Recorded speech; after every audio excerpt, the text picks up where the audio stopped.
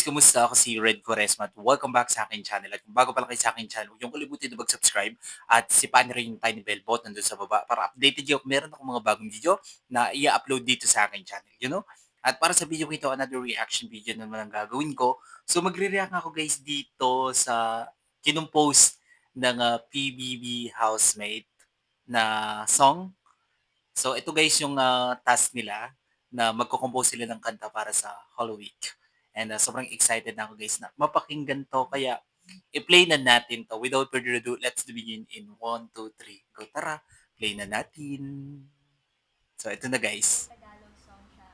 And binalanse namin, since mag-upbeat kayo, ginawa namin siyang Joanna. Hollywood song. And itong Di message ni ng kanta na Joanna. to, ito yung short By the prayer. way guys, kasama pala sa task si Joanna at saka si Bini Stacy. Title ng kanta to ay Aking Ama.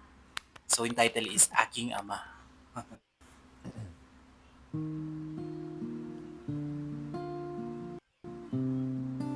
Galing ni Ate Klang, no? Mag-guitar, super talented. Multi-talented. Dami ng pinagdaanan, Wow. ilang beses na di binitawan. Nariyan ka palagi Oh, yung galing ng voice, ha? Ang galing ng harmonizing. o sa aking tabi. Perfect. Ikaw pa rin ang tatawagin. Oh my goodness, yung blending, grabe. Ikaw ang aking dalangin.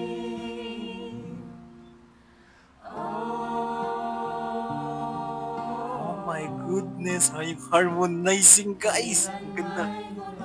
It's giving me a goosebumps. Aking payapa, pangalan mo. Wow, grabe ng harmonizing. Tanging sigaw, isip ko man ay maligaw. Salamat sa'yo, aking ama. Yung galing nila. Ang galing ni Joanna.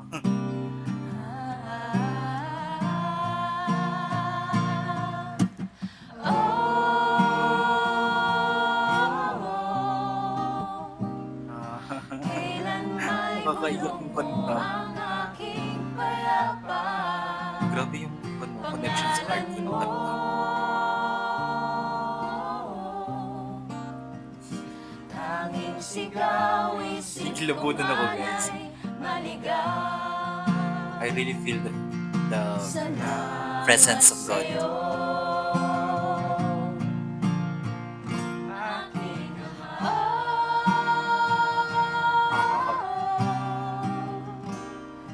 Kailan may bulong mo ang aking payapa, pangalan mo.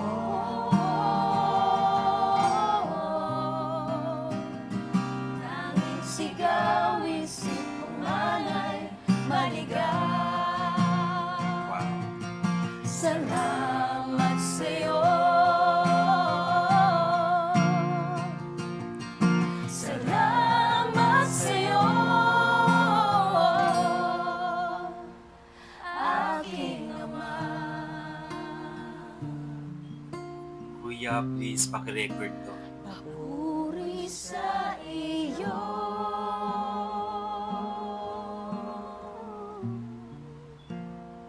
Grabe kilaban yung guys. Dilim. Aking ama. Galing. Grabe. Sobrang na-appreciate ko yung kanta. Sobrang ganda. Talagang mararamdaman mo na galing sa heart, no? And then habang kinakanta nila guys tong kanta na compose nila, grabe. Sobrang feel na feel ko yung presence ni God dito sa aking kwarto ngayon. Na ramdam ko yung presensya ni Lord. And then talagang nanggaling sa heart yung pag-awit. Napakagaling. Alright, kung nagustuhan nyo to guys, bigyan nyo to malaking likes, mag-comment kayo kung meron kang mga request na video na pwede kong gawin dito sa aking channel. You know? Bye po!